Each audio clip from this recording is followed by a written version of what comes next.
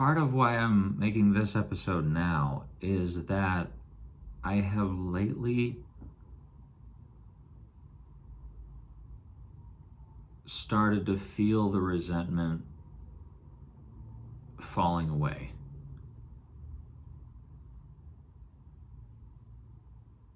Maybe not fully, but starting to fall away, like scales coming off, like beginning to shed skin, or like beginning to flake off a sunburn.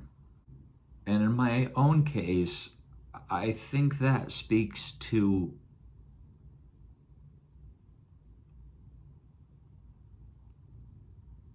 some course correction in my overall worldview. A friend challenged me recently with something, and I won't remember it all word for word, but it had to do with living from a standpoint of gratitude. And as I've said before, when you don't know which way is up, it can tell you a lot to at least observe the fruit of different actions, different behaviors, different ways of being. Gratitude is one of those things that has a practical purpose because your body and mind functions better when you're living from a place of gratitude. So that's fruitful. And when we can recognize that something is fruitful, we would do well to at least consider how many dots that one thing connects to, which may also be fruitful. And that's me branding myself as a curious skeptic, not dismissing things out of hand, just wanting to know, at what point can we say practically that a thing is worthwhile? Because if you're a church person listening to this, you may see some of my hangups as even being antagonistic toward Christianity, but I don't think it'd be too difficult for you to also see how, regardless of what the essence of Christianity was always meant to be, it has become something polarizing and has not been the best for social equity, at least the way that it seems to predominantly exist here in the West. But when my friend told me that about living with gratitude, I believe the way she put it was living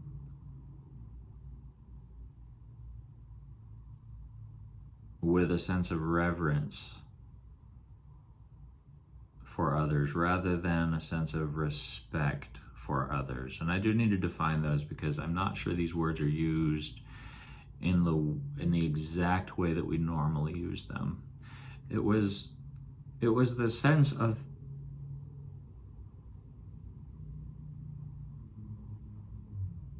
to paint in broad strokes, it was the sense that all of this is magical inherently, that it is a gift to wake up in the morning, it is a gift to dream, it is a gift to be able to share the presence of another human being, to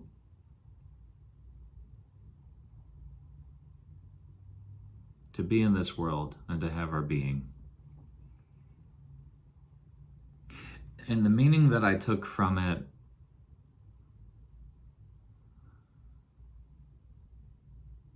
was one that touched on things besides just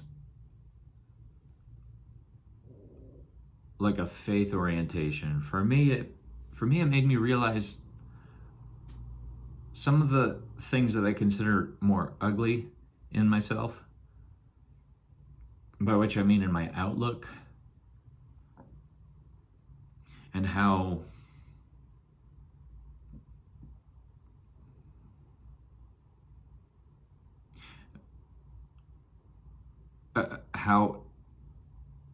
there are ways in which it's become common for me to wait to be impressed rather than to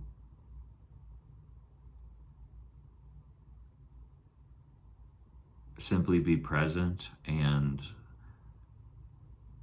celebrate the fullness of whatever the moment is, and celebrate the unique signature of whoever the person is that whose presence I'm witness to. And that stuck with me in a way I couldn't let go of, because again, to zoom out, we live in a time when there's so much. Let's even just talk about entertainment. There's just so much, and there's so much that has reasonably strong production value.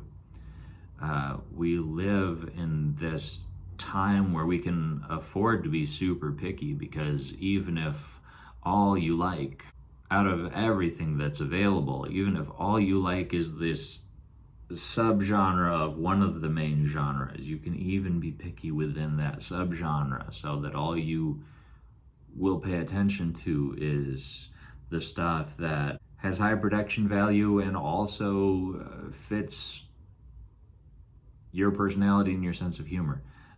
We just live in a time when the blessing and the curse is limitless options.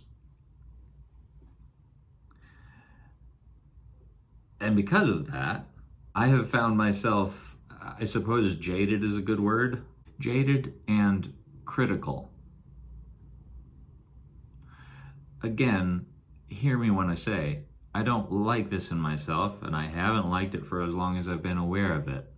But I have recognized a strong and sharpened sense of being critical of whatever I take in, to see what could have been done better, what could have been said better,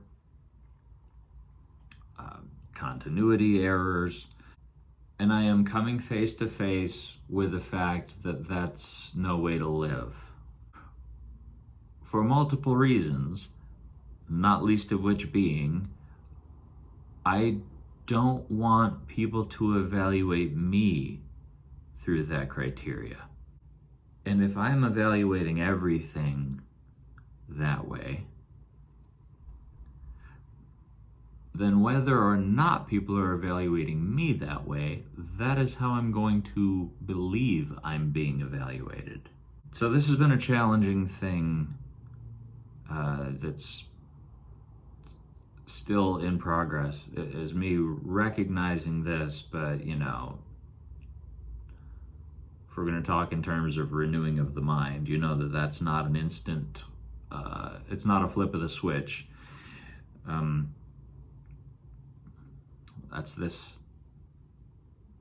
continual process, like this ongoing filtering process. That's literally what it is.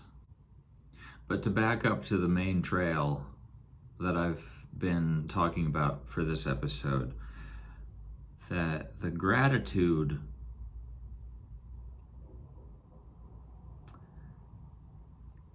is a significant change of perspective, just as if you were very short and you were trying to drive a car without being able to see out the windshield. Your experience would be very different from if you gave yourself enough padding on the seat that you could see where you were trying to drive. That is the most apt analogy that I can come up with right now for this. And I think it works. And it makes me wonder what I may change my mind about in my overall worldview. Not in any specific direction, just a change. If anything comes more into focus in the aftermath of having recorded this episode, I may do a second installment about the resentment. But I think it's about time to do the dismount for this episode. And what I'll say is, first of all, how I so value my friend's words in sharing to me what her experience has been. And the difference that living from that stance of gratitude has made in her life. But I also recognize something I've been uncomfortable with this entire time.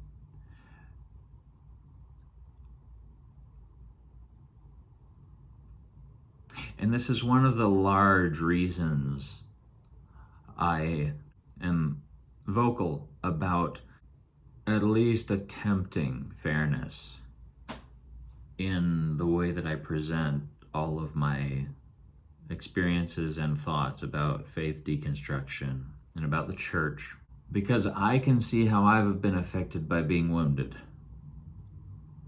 And maybe your story is similar.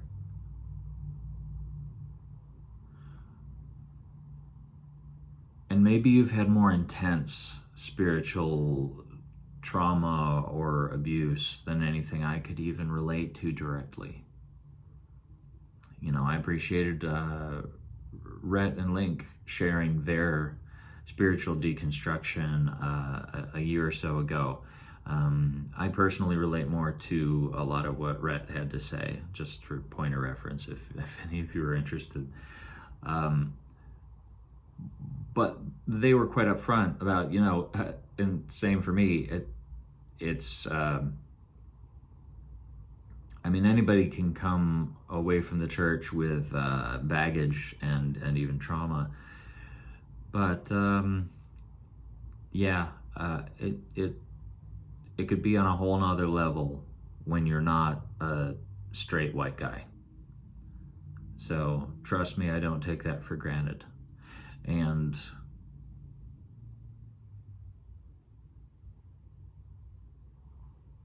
having said that, I will say again, if you've had your own experience, I welcome you to share it if you feel safe and comfortable to do so. There could be many reasons not to feel safe to do so. So let me at least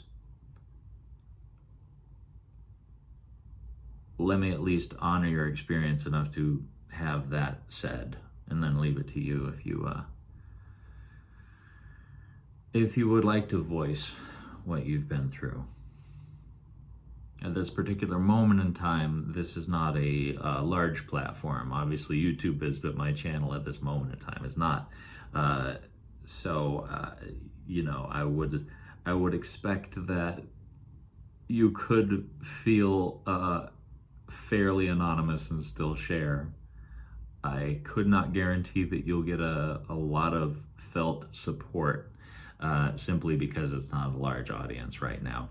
And that could change over the course of time. Maybe it won't, maybe it will. But if you would like to say something that you have been just keeping all inside, then maybe it would even be a comfort to know that this is a small platform right now, because then you could say what you need to say without feeling like the whole world was watching. The biggest practical concern for me as I record an episode about the resentment and a spiritual deconstruction is that I have seen people become weaponized against the church at large because of being wounded within it.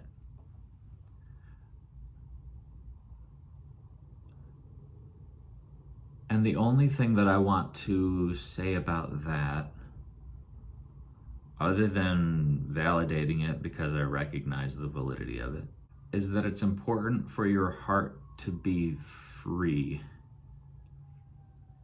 And freedom comes in different degrees. You can be free from a cage, meaning that you are not limited to the confines of literally having the parameters of your existence decided for you. You can physically get out of a cage or something that has felt like a cage and know that you're at least off the leash. But free, so like that's free from, but what about free to? And And what I've recognized in my life, and you can test this to see if you recognize it in yours, if you are not free to devote your energy and attention to the things that matter to you, because you are instead still trapped in a moment that happened in the past that has left you at enmity with the person or the entity or the system at large that brought you harm. You may find yourself hyper-focusing on that object of your woundedness. I would love to give a useful analogy for this, and I think that I can. It's a very stupid one, but it'll work. Imagine you were out minding your own business, having a walk, and you stopped to smell some flowers. And a horse that had been grazing on a hill above you somehow fell off, tumbled down the hill and landed right on you. Half killed you. Took a long time for you to recover and get back on your feet. The horse didn't survive, but you did. And when you got well enough to go back to where it happened, you brought a machete with you and you carved it up. It was already dead, but maybe there was a bit more sense of justice having been served by the fact that you could carve it up. But then you hated it so much that you had to get an army behind you so that people knew just how awful it was that this had happened. This is quickly going to stop being a useful analogy, but the point is, the early chapters in the book of Revelation detail some of the good things and some of the bad things that were going on in the 7 churches in Asia Minor. And one of the notes that was given to one of those churches said, "You have the appearance of being alive, but you are dead inside." And one of them was given the instruction to strengthen what remains. So here's what I take from that. A lot of people have church-based trauma. And each of us get to make our own decisions.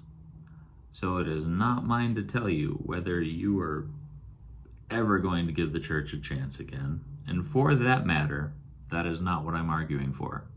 However, not every church is the same. I believe that just as there are many people outside of the church who are living with open eyes, they are awake and they are recognizing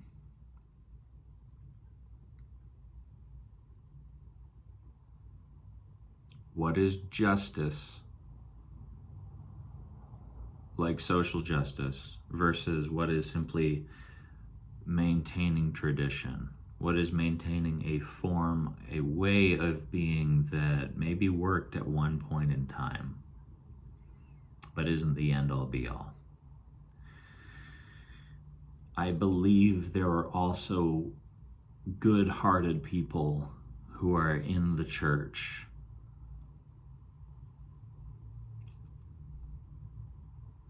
who are doing what they can. So that is one reality.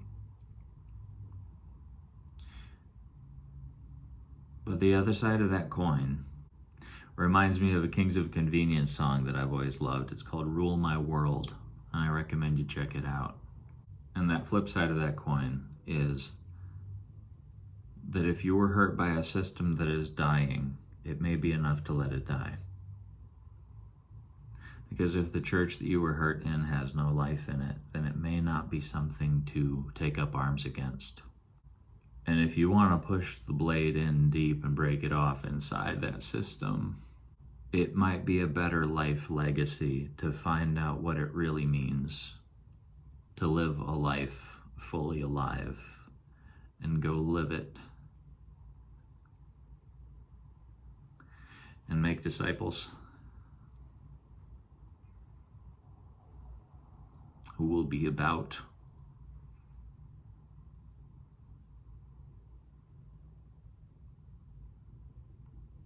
really living for something and embracing the great mystery.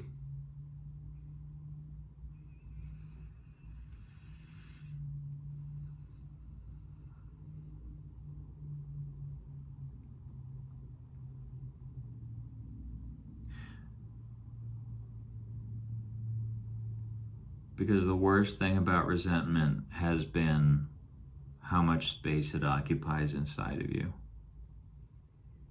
inside of me.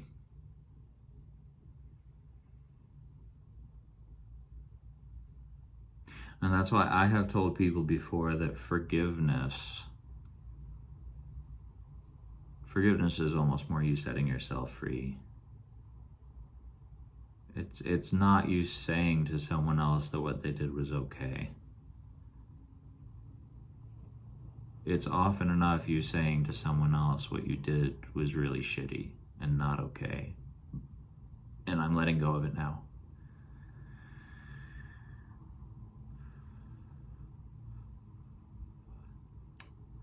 Make of that what you will. But also recognize that it's a process. And you could really love the idea of letting go of your resentment and still have a ways to go before you feel actually ready to let it go. That's fine. It's taken me 10 episodes to get to the point where I felt I could even start talking about letting go of the resentment that I've been carrying with me. It is so much to carry. It's exhausting, and it's frustrating to be that frustrated. I had a year or two where I could be so pleasant face to face with people and then just have seething anger underneath my skin when I was by myself, and I didn't know what to do with it. I'm not a violent person, but that almost made it feel worse because I was like, I don't know if I have anything other than like going for a run that'll let me let this emotion out of my body. So take what steps you need to take to have your life back and to live life to the fullest and to be healthy in your heart and your mind. This has been another long one. Oh, thanks for being here, guys. All my best to you. And may life become all that you could hope for.